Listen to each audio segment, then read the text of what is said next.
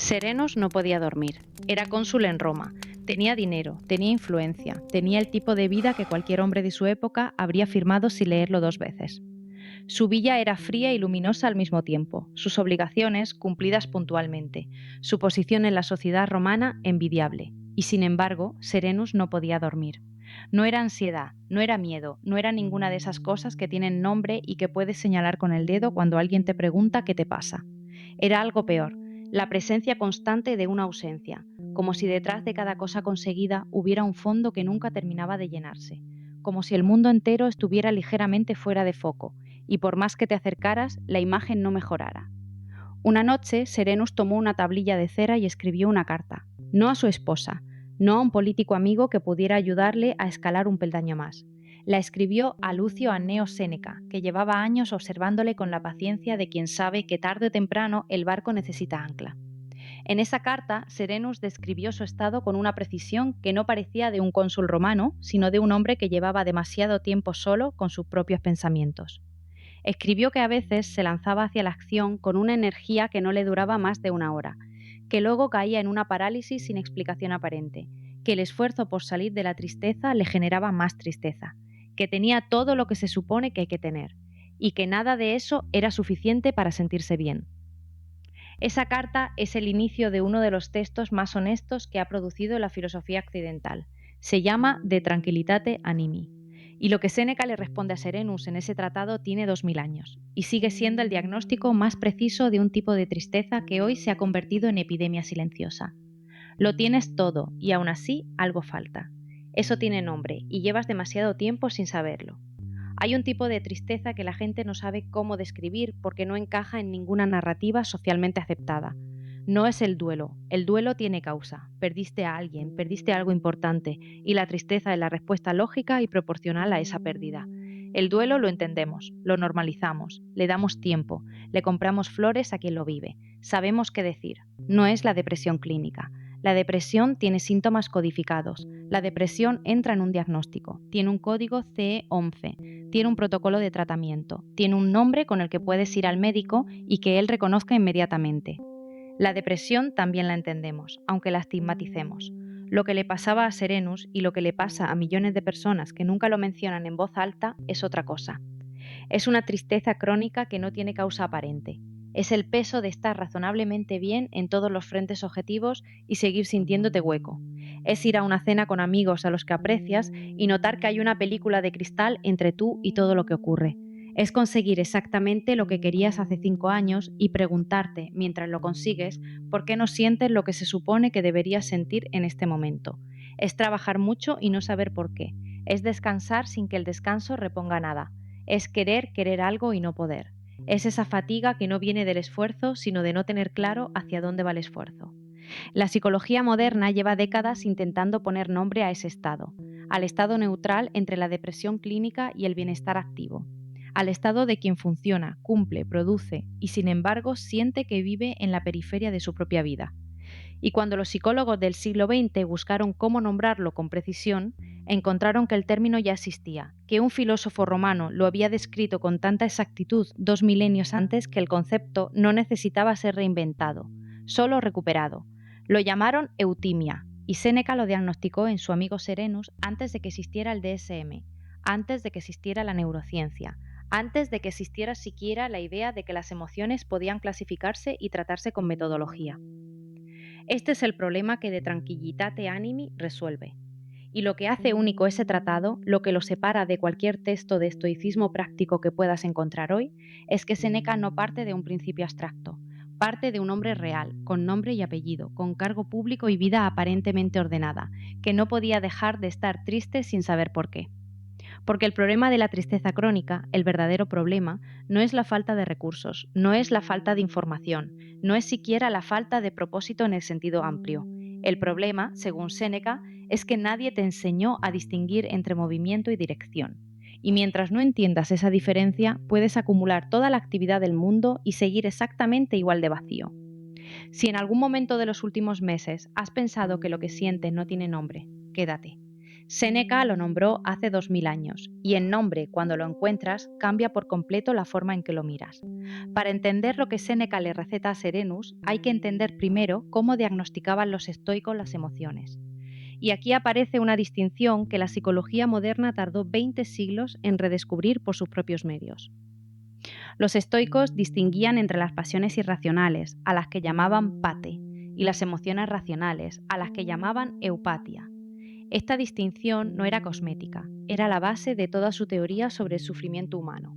La tristeza irracional, en griego lupe, era para los estoicos una contracción del alma basada en un juicio equivocado. Cuando alguien cree que algo externo, algo que no depende de él, es un bien verdadero y necesario para su tranquilidad de ánimo, y lo pierde o teme perderlo, la lupe aparece. La tristeza irracional es el precio emocional de haber puesto tu estabilidad interior en manos de lo que no controlas. Es la factura que pagan quienes buscan la seguridad en lo que nunca puede garantizarla: el dinero, la reputación, la salud, el afecto de los demás. Pero, y esto es lo que distingue a los estoicos de la caricatura que a veces se hace de ellos, no decían que toda tristeza fuera irracional. Reconocían algo que llamaban la tristeza correcta, la que surge de perder algo que tenía valor real, la que acompaña al duelo honesto, la que es la respuesta natural y temporal de un alma que funciona bien ante una pérdida que lo merece. Esa tristeza no se combate, se atraviesa. El problema de Serenus no era ninguna de las dos. No era la lupe irracional de quien ha perdido algo externo. No era el duelo honesto de quien atraviesa una pérdida real. El problema de Serenus era lo que Séneca llamó taedium vitae, tedio de la propia vida. No aburrimiento en el sentido trivial y superficial de quien no tiene que hacer un domingo, sino la sensación profunda de que el mecanismo interno que da sentido a las cosas se ha estropeado silenciosamente. El mecanismo que hace que esto valga la pena, que aquello merece el esfuerzo, que el siguiente paso tiene alguna lógica conectada con algo que importa de verdad. Séneca no le dice a Serenus que está equivocado en lo que siente, no le dice que cuente sus bendiciones, no le receta gratitud forzada ni optimismo voluntarista. Séneca hace algo que muy pocos hacen cuando alguien le describe una tristeza sin causa aparente. Le toma en serio. Le dice que lo que describe es real y tiene un nombre, y le explica que hay una salida, pero que esa salida no pasa por negar lo que siente ni por tapar el vacío con más actividad. La salida pasa por entender por qué el alma de Serenus lleva años navegando sin dirección fija. Y aquí es donde aparece, por primera vez en el tratado, la palabra que lo cambia todo. Eutimia, en griego, significa literalmente buen flujo del alma. Eu, bueno. Timos, el soplo vital, lo que los griegos consideraban el centro emocional, el lugar donde habitan el valor, el impulso y el sentido de la propia existencia. No es felicidad. Este punto es fundamental para entender lo que Séneca propone. Eutimia no es la euforia del día en que todo sale bien, no es el pico emocional del logro, no es la satisfacción que dura una tarde y se disuelve en la siguiente preocupación, no es ninguna de esas emociones intensas que el mundo moderno ha convertido en objetivos de vida. Eutimia es exactamente lo contrario. Es un estado sin picos y sin valles. Es la calma que no depende de que las circunstancias externas sean favorables. Es la estabilidad que permanece cuando el contexto cambia, cuando la celebración termina, cuando la racha de buena suerte se agota y llega el primer problema serio. En la tradición estoica, eutimia era el objetivo real, no la virtud en abstracto, no la sabiduría como concepto filosófico elevado, sino ese estado concreto y vivible de un alma que sabe hacia dónde va, que no se deja arrastrar por lo que no controla y que puede estar presente en lo que hace sin necesitar que lo externo cambie para sentirse bien. Y aquí está la diferencia que Séneca quiere que Serenus entienda de una vez. Hay dos formas de moverse por la vida. La primera es el movimiento sin ancla. Saltas de proyecto en proyecto, de emoción en emoción, de objetivo en objetivo, siempre en movimiento, siempre produciendo actividad, siempre con algo nuevo que atender. Generas la sensación constante de que algo importante está pasando, pero en el fondo, en el silencio de las 2 de la mañana cuando el teléfono está boca abajo y no hay nada que revisar, el alma sabe que está dando vueltas sobre sí misma, que el movimiento ha sido mucho, que la dirección ha sido poca o ninguna. La segunda forma es el flujo con dirección, no velocidad, no euforia, no agitación constante, simplemente una corriente sostenida hacia algo que tiene sentido propio, que no depende del aplauso externo ni del reconocimiento de los demás, que no se agota cuando el contexto deja de ser favorable. algo que está ahí incluso cuando todo lo demás falla. Serenus llevaba años confundiendo el movimiento con la dirección, y esa confusión, según Séneca, era la raíz exacta de su melancolía. No la debilidad de carácter, no la mala suerte, no la falta de esfuerzo, la incapacidad de distinguir entre estar ocupado y estar orientado. El mundo contemporáneo ha multiplicado esa confusión hasta hacerla prácticamente inevitable. Vivimos en una economía que premia el movimiento sin dirección y lo llama productividad. El scroll infinito es movimiento sin dirección. La bandeja de entrada permanentemente llena es movimiento sin dirección. El calendario sobrecargado que no deja un minuto libre es movimiento sin dirección. Cada uno de esos sistemas genera la sensación de que algo está pasando, de que estás aprovechando el tiempo, de que el progreso es real. Y cada uno de esos sistemas, en el silencio de la noche, produce exactamente el mismo vacío que Serenus describía en su carta a Séneca. La pregunta que abre el antídoto estoico, la misma que de Tranquillitate Animi te hace desde la primera página, es esta. ¿Hacia dónde fluye tu alma cuando le quitas el ruido?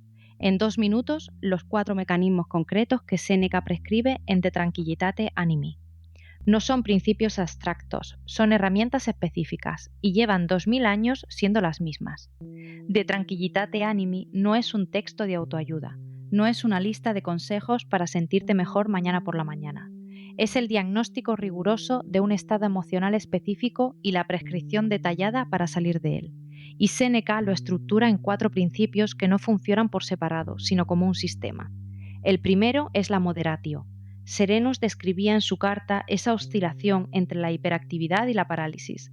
Se lanzaba a proyectos imposibles con toda su energía y luego se hundía durante días en la inacción más absoluta. Séneca le explica que el alma humana no está diseñada para los extremos, que el exceso de ocupación destruye la dirección con la misma eficacia que la inactividad total. La moderatio no es mediocridad ni conformismo, es encontrar el ritmo propio, el nivel de actividad sostenible en el que el alma puede moverse sin agitarse hasta el agotamiento y sin detenerse hasta la parálisis. No el máximo esfuerzo posible, el esfuerzo que puedes mantener sin romperte. El segundo principio es la amicitia real. Serenus tenía muchos conocidos, tenía contactos útiles por toda Roma. Tenía pocas, quizás ninguna, de las relaciones que los estoicos consideraban necesarias para el alma. Séneca hace en el tratado una distinción que corta como una hoja: los vínculos que alimentan el alma y los que simplemente consumen su energía sin devolver nada. Los vínculos superficiales, los que se mantienen por utilidad, por hábito o por el miedo a quedarse solo, no curan la tristeza crónica, la agravan, porque mantenerlos requiere exactamente la energía que el alma necesita para orientarse. La prescripción de Séneca es contraintuitiva para una sociedad que premia la red de contactos, menos vínculos pero más profundos, personas delante de las que no necesitas actuar, personas ante las que puedes estar mal sin que eso sea un problema a resolver. El tercer principio es la contemplatio propia. Serenus actuaba, fallaba, caía, se levantaba, volvía a lanzarse, pero nunca se detenía a observar el patrón. Séneca le enseña una práctica que los estoicos realizaban sistemáticamente al final de cada día: revisar lo vivido, sin juicio y sin autocomplacencia. No para castigarse por los errores, no para celebrarse por los aciertos, sino para ver con claridad qué tipo de movimiento ha producido la jornada, hacia dónde ha ido realmente el alma en las últimas horas. Esta contemplatio es el mecanismo por el que estoicismo, tristeza y autoconocimiento se convierten en una sola práctica. No meditación en el sentido moderno, simplemente la disciplina de ser testigo honesto de uno mismo sin añadir capas de interpretación ni excusa. El cuarto principio, y el más contraintuitivo para alguien como Serenus, es el otium deliberado. Séneca dedica un espacio importante del tratado al descanso con propósito, no el descanso reactivo que viene después del agotamiento, el que te toma porque ya no puedes más, sino el descanso elegido, planificado, protegido, con la misma seriedad que proteges tus obligaciones. Para Serenus, que había construido su identidad sobre la actividad y el cargo, detenerse intencionadamente era casi imposible. Sentía que descansar era rendirse, que el tiempo libre sin productividad era tiempo desperdiciado. Séneca le explica, con la paciencia de quien lleva años pensando en esto, que el alma que nunca descansa es como un arco que nunca se destensa. La tensión permanente no es fortaleza, es la condición previa a la rotura. Estos 4 principios, moderatio, amicitia, contemplatio, otium, no son el atajo hacia la eutimia. No hay atajos hacia la eutimia. Son el camino, lento, sin la gratificación inmediata de la solución rápida, sin el pico emocional del logro espectacular. Pero el único camino que funciona cuando la tristeza no tiene causa aparente y el movimiento sin dirección ya ha demostrado durante años que no conduce a ningún sitio. Séneca termina la carta a Serenus con una frase que lleva 2000 años sin necesitar actualización. Omnia aliena sunt, tempus tantum nostrum est. Todo lo demás es ajeno, solo el tiempo es nuestro. Y el tiempo consumido en movimiento sin dirección es tiempo que no vuelve y que no ha construido nada. Aprender cómo superar la tristeza crónica. En la tradición estoica comienza exactamente ahí, entendiendo que el tiempo orientado vale más que el tiempo acumulado. Si lo que acabas de escuchar sobre la tristeza y el antídoto estoico que Séneca prescribió te ha hecho reconocer algo que creías que era solo tuyo. En este canal hay un video que explica el mecanismo exacto por el que la ira digital te secuestra sin que te des cuenta. Cómo Séneca diagnosticó la furia en de ira y el antídoto contra la rabia moderna. El enlace está en la descripción. Serenus leyó la carta de Séneca. No cambió de vida en una semana. No tuvo una epifanía que resolviera de golpe lo que llevaba años construyéndose silenciosamente. Serenus siguió siendo cónsul, siguió teniendo noches largas, siguió teniendo días en que el mecanismo interno que da sentido a las cosas funcionaba con dificultad. Pero algo cambió desde el momento en que su tristeza tuvo nombre, desde el momento en que la eutimia dejó de ser un estado que debía alcanzar con esfuerzo y se convirtió en una dirección hacia la que podía orientarse sin exigirse llevar de golpe. Desde el momento en que entendió la diferencia entre el movimiento que agota y el flujo que sostiene. Eso es lo que hace el estoicismo con las cosas que duelen. No las niega, no las convierte en lecciones morales ni en combustible para la productividad. Las nombra con precisión y al nombrarlas les quita la parte más destructiva, la de no saber qué son, la de pensar que son únicas e incomprensibles, la de creer que nadie antes que tú las ha sentido y sobrevivido. Serenus seguía teniendo ojeras, seguía teniendo la mirada de quien carga con algo que no sabe del todo cómo soltar, pero su alma, por primera vez en mucho tiempo, sabía hacia dónde fluía, y eso, según Séneca, era suficiente para empezar.